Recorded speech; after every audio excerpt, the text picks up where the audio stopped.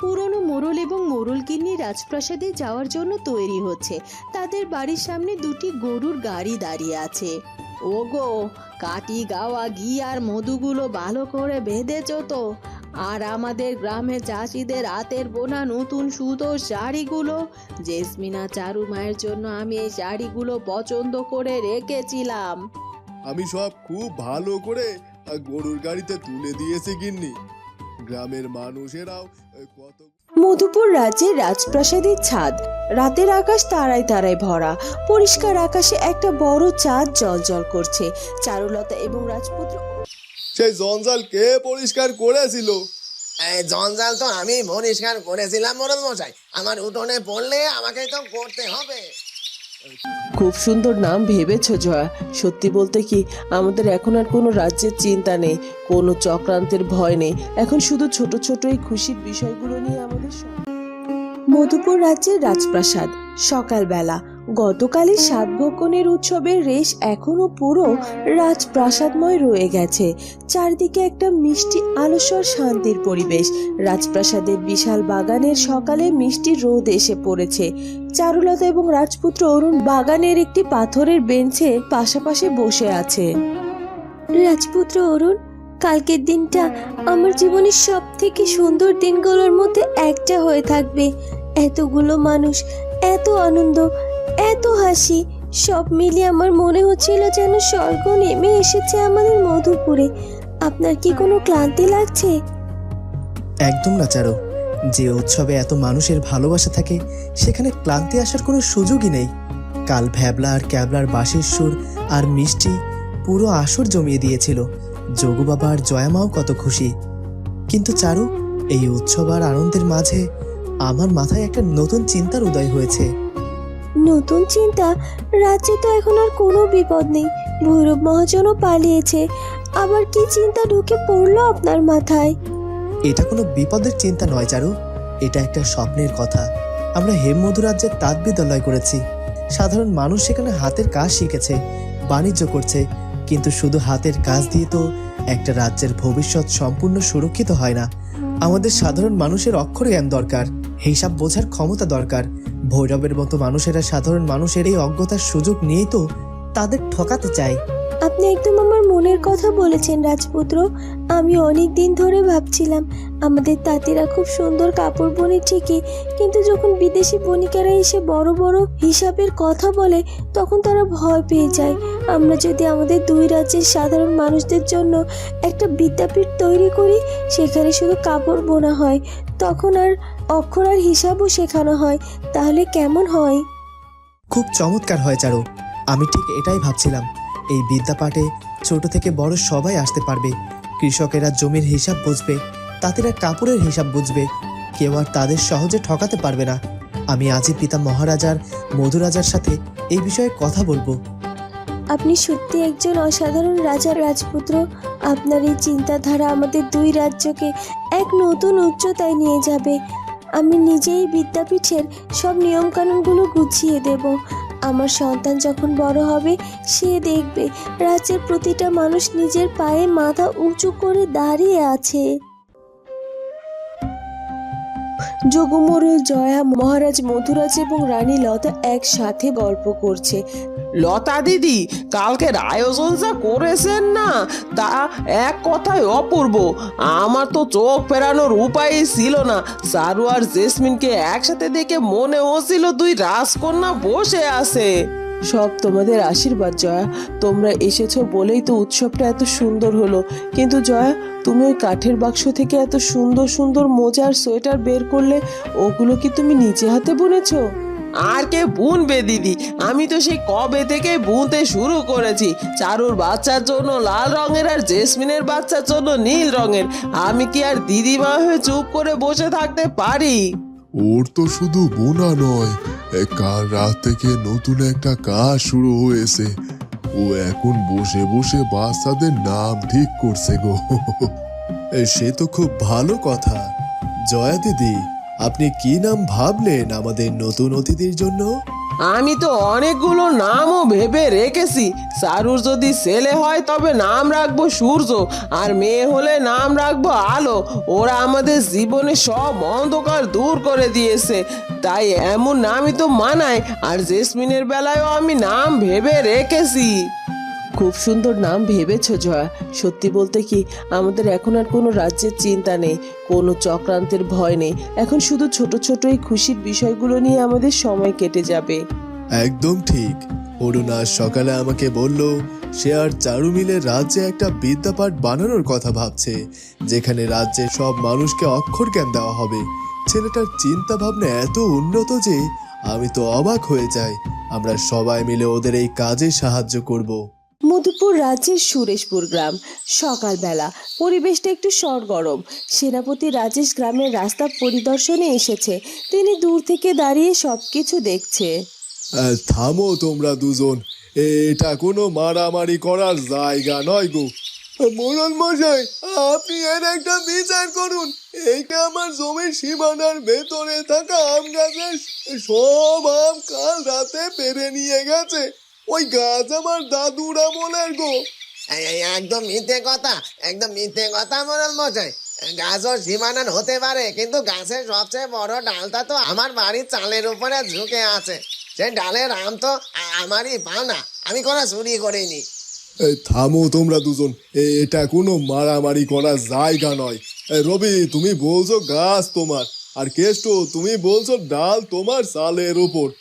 আচ্ছা কেষ্ট, কাল যখন কাল বৈশাখী ঝড় হয়েছিল তখন ওই ডালের পাতা আর মরা ডালপালা তো তোমার বাড়ির উঠানে পড়েছিল। সেই জঞ্জাল কে পরিষ্কার করেছিল? এই জঞ্জাল তো আমি পরিষ্কার করেছিলাম মোড়ল মশাই। আমার উঠোনে পড়লে আমাকেই তো করতে হবে। তাহলে রবি, তুমি শুধু গাছের আম খাবে আর গাছের জঞ্জাল পরিষ্কার বেলায় কেষ্ট খাটবে? তা তো হয় না বাপু। আবার কেষ্ট, তুমি কাউকে না বলে রাতের অন্ধকারে সব আম পেরে আনবে, এটা তো চুরিরই সমান গো। এই তাহলে তাহলে এখন কি করবা মোড়ল মশাই? আমি সমাধান করে দিচ্ছি। কেষ্ট, তুমি যত আম পেরেছো তার অর্ধেক রবিকে এখনই দিয়ে আসবে। আর রবি, আজ থেকে তোমার ওই গাছের ডাল যদি কেষ্টর বাড়িতে জঞ্জাল ফেলে তবে তার কিছুটা দায়িত্ব তোমাকেও নিতে হবে। তোমরা গ্রামের মানুষ, একটা আম গাছ নিয়ে ঝগড়া করলে কি চলে? যাও, দুজনে কোলাকুলি করে বাড়ি ফিরে যাও। রবি এবং কেষ্ট মোড়লের এই সহজ এবং সুন্দর বিচারে খুব খুশি হলো। তারা দুজনে মাথা নেড়ে নিজেদের ভুল বুঝতে পারলো এবং চলে গেল। রাজেশ এগিয়ে এসে বাবার পাশে দাঁড়ালো। বাবা, আপনার বিচার দেখে আমি আজ সত্যি মুগ্ধ হয়ে গেলাম। আপনি শুধু বিচার করেননি, আপনি ওদের দুজনের আবার মিলিয়ে দিয়েছেন। রাজেশ, তুমি এসেছো? বাবারে, রাজপ্রাসাদের সারুমার জেসমিন আমাকে যে সম্মান দিয়েছে, আমি তো সেই সম্মানেরই মর্যাদা রাখার চেষ্টা করছি। আমি বুঝেছি ক্ষমতা দিয়ে মানুষকে ভয় দেখানো যায়, কিন্তু ভালোবাসার সহজ বিচার দিয়ে মানুষের মন জয় করা যায়। আমি আপনার জন্য খুবই গর্বিত বাবা। জেসমিন শুনলে খুব আনন্দ পাবে। গ্রামের সব মানুষ শান্তিতে আছে তো? একদম শান্তিতে আছে, কোনো সমস্যা নেই। তুমি নিশ্চিন্তে রাজপ্রাসাদের কাজ করো। মধুপুর রাজ্যের শেষ প্রান্তে তাঁতিপল্লী। দুপুরবেলা তাঁতিমাসি রূপমঞ্জুরি এবং মধুবালার ঘরে ঢুকলেন। রূপমঞ্জুরি আর মধুবালা চরকায় সুতো কাটছিল। তোরা চরকা থামা, তোদের জন্য একটা নতুন নির্দেশ এসেছে রাজপ্রাসাদ থেকে। নতুন নির্দেশ? আমরা তো কোনো ভুল করিনি মাসি, আমরা তো রোজের হিসাব একদম ঠিকঠাক বুঝিয়ে দিচ্ছি। আরে ভয় পাচ্ছিস কেন? তোরা গতকাল তোদের জমানো সুতোর জিনিসগুলো জেসমিন আর চারু মায়ের কাছে পাঠিয়েছিলি। জেসমিন সেগুলো হাতে নিয়ে বড্ড খুশি হয়েছে। তিনি নির্দেশ দিয়েছেন যে তোদের আজ থেকে আর ওই সাধারণ সুতোর করা নিয়ম পালন করতে হবে না। তাহলে আমরা কি করব মাসি? আমাদের কি কাজ থেকে বের করে দেওয়া হয়েছে? আমরা কিন্তু কাজ ছাড়া থাকতে পারবো না। কাজ থেকে বের করবে কেন? তোদের কাজের উন্নতি দেখে জেসমিন তোদের একটা বড় দায়িত্ব দিয়েছে। আমাদের তাঁতিপল্লীতে যে নতুন উন্নত মানের রেশম সুতোগুলো আসে সেগুলো বাছাই করা খুব কঠিন। সবার চোখে সেই সূক্ষ্ম তার ধরা পড়ে না। জেসমিন বলেছে তোরা রত্নগড়ের রাজপ্রাসাদে অনেক দামি দামি রেশমের কাজ দেখেছিস, তাই আজ থেকে তোরা ঘরে বসে বসে শুধু সেই রেশম সুতায় বেঁচে যাবি আর সাজানোর কাজ করবি। এতে কোনো শারীরিক কষ্ট নেই, শুধু চোখ আর মনোযোগের দরকার। জেসমিন আমাদের এত বড় সম্মান দিল দিদি। রেশম সুতো বাছাই তো খুব দামি কাজ, আমাদের মতো অপরাধীদের সেই কাজে যোগ্য মনে করলো। অপরাধী তো তোরা এক সময় ছিলি, এখন তো তোরা নিজের ভুল বুঝতে পেরেছিস। তোদের হাতে বোনা তোয়ালে আর কাঁথা জেসমিন বুকে জড়িয়ে রেখেছে। তোরা কাল থেকে রেশম সুতোর কাজ করবি। তোদের ভাত আর খাবারের মানও আজ থেকে বাড়িয়ে দেওয়া হবে। রূপমঞ্জুরি এবং মধুবালা দুজনেই কেঁদে ফেলল। তারা তাদের কাজের এই স্বীকৃতি পেয়ে যেন এক নতুন করে বেঁচে ওঠার সাহস পেল। মাসি, তুমি জেসমিনকে বলো আমরা এই রেশম সুতোর কাজে কোনো ভুল করব না। আমরা আমাদের জীবন দিয়ে হলেও এই কাজের মান রাখবো। মধুপুর রাজ্যের রাজপ্রাসাদ, জেসমিনের কক্ষ। রাতের বেলা জেসমিন এবং রাজেশ গল্প করছে।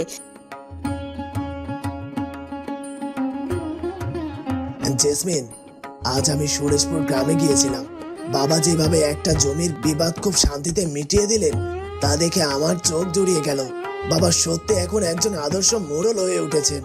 এটা শুনে আমার ভীষণ ভালো লাগছে রাজেশ বাবু। চারুদিদির সিদ্ধান্ত কখনো কোনো দিনও ভুল হয় না। উনি বাবাকে আবার মোড়ল বানিয়ে সুরেশপুর গ্রামের অনেক বড় উপকার করেছেন।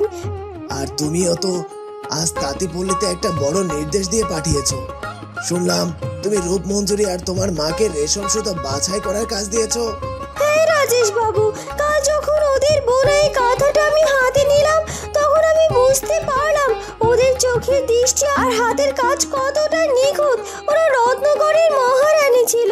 দামি রেশমের মান ওরা ভালোই বোঝে। সাধারণ মোটা সুতো কাটতে ওদের শারীরিক কষ্ট হচ্ছিল। আমি শুধু ওদের একটা যোগ্য কাজ দিয়েছি। তুমি খুব মহান জেসমিন। তুমি ওদের অতীত ভুলে গিয়ে ওদের একটা সুন্দর বর্তমান দিচ্ছ। চারু দিদি আমাকে শিখিয়েছে রাজেশ বাবু, কাউকে ক্ষমা করে দেওয়াটা সব থেকে বড় শাস্তি এবং সবচেয়ে বড় উপহার। ওরা ওদের ভুল বুঝতে পেরেছে, এটাই অনেক দামি। আমি চাই আমাদের সন্তান এই ক্ষমার শিক্ষা দিয়ে বড় হয় যেন। রাজেশ হাসি মুখে জেসমিনের কথায় সায় দিল। তাদের নিজেদের সংসারে এই শান্তি আর রাজ্যের প্রতি দায়িত্ববোধ তাদের সম্পর্ককে আরো মধুর করে তুলল। হেমমধু রাজ্যের রাজপ্রাসাদের প্রাঙ্গণ। কয়েকদিন পরের ঘটনা। ভ্যাবলা এবং ক্যাবলা একটা নতুন চিন্তায় মগ্ন। রাজপুত্র অরুণ সেখানে উপস্থিত হলো। কি রে, তোরা দুজন এখানে দাঁড়িয়ে এত গুড়গুড় করছিস কেন? তোদের মিষ্টির দোকানের কোনো সমস্যা হলো নাকি? না রাজপুত্র মশাই, দোকানের কোনো সমস্যা নেই। মীরার বোনে তো খুব ভালোই সামলাচ্ছে সব। আমরা আসলে অন্য একটা কথা ভাবছিলাম। আপনি যদি অনুমতি দেন তবে তবে আমরা কথাটা বলতে পারি। তোরা আবার আমার কাছে অনুমতি চাইছিস কেন? তোদের যা ইচ্ছে তোরা নিঃসংকোচে বলতে পারিস। রাজপুত্র মশাই, আমরা ভাবছিলাম আমাদের হেমমধু রাজ্যের মিষ্টির দোকানের নাম তো এখন চারদিকে ছড়িয়ে পড়েছে। মধুপুর রাজ্যের সাধারণ মানুষও আমাদের মিষ্টির খুব প্রশংসা করে। আমরা কি মধুপুর রাজ্যের হাটেও আমাদের দোকানের একটা নতুন শাখা খুলতে পারি? হ্যাঁ রাজপুত্র মশাই, সেখানে আমরা আমাদের ক্ষীরের সন্দেশ, পদ্ম মিষ্টি আর তেঁতুলের মিষ্টি বিক্রি করবো। চারু দিদি আর জেসমিন মন্ত্রী তো এখন মিষ্টি খাওয়ারই সময়। আমরা রোজ রাজপ্রাসাদে গিয়ে নিজেদের হাতের মিষ্টি তাদের খাইয়ে আসবো।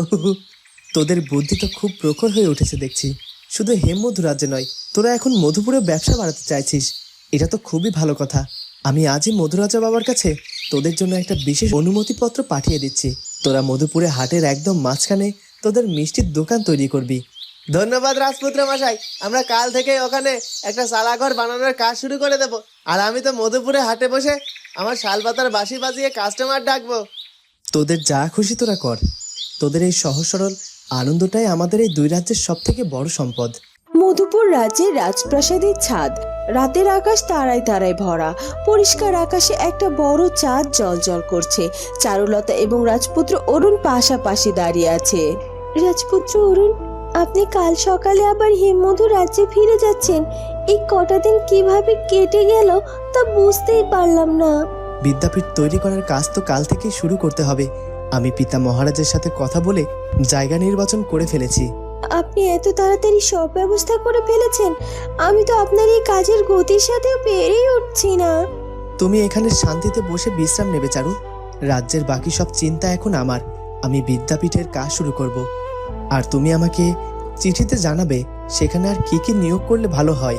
আমি নিশ্চয় জানাবো রাজকুমার। আমাদের এই রাজ্যগুলোতে এখন আর কোনো জটিলতা নেই। সাধারণ মানুষের ছোট ছোট চাওয়া, তাদের সুখ দুঃখ নিয়ে আমাদের এই নতুন সময়টা কাটাবো। ভ্যাবলা ক্যাবলার নতুন মিষ্টির দোকান, মোরুল কাকার সুন্দর বিচার আর রূপমঞ্জুরিদের এই বদলে যাওয়া জীবন, এগুলোই তো আমাদের আসল প্রাপ্তি। তুমি একদম ঠিক বলেছো চারু। আমরা আর কোনো রক্তপাত বা চক্রান্তের পথে হাঁটবো না। আমরা শুধু এই ভালোবাসার রাজ্যটাকে একটা বট গাছের মতো বড় করে তুলব, যার ছায়ায় সব সাধারণ মানুষ শান্তিতে ঘুমাতে পারবে। কোনো তীব্র সংঘাত নেই, আছে শুধু এক গভীর প্রশান্তি আর একটা সুন্দর আগামী গড়ার সহজ সরল প্রস্তুতি। এই স্নিগ্ধ বাতাবরণের মধ্য দিয়েই 140তম পর্ব এক আনন্দদায়ক সমাপ্তি লাভ করে। বন্ধুরা, কেমন লাগলো আমাদের আজকের পর্বটি? ভালো লাগলে অবশ্যই আমাদের চ্যানেলটিকে সাবস্ক্রাইব করে দিও। দেখা হবে নতুন পর্বে। ধন্যবাদ।